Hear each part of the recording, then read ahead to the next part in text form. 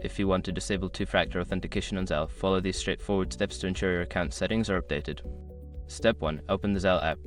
Launch the Zelle application on your mobile device.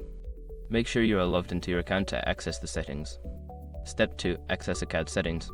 Navigate to the account settings by tapping on the profile icon or the settings gear, usually located in the top corner of the app. Step 3. Find security settings.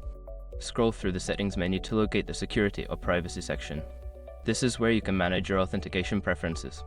Step 4. Disable two-factor authentication. Once in the security settings, look for the option related to two-factor authentication. Toggle the setting off or select the option to disable it. Step 5. Confirm changes. After disabling the feature, you may be prompted to confirm your choice. Follow any on-screen instructions to finalize the changes and ensure that two-factor authentication is turned off. By following these steps, you can successfully turn off two-factor authentication on Zelle. Always remember to keep your account secure and monitor any changes you make to your security settings.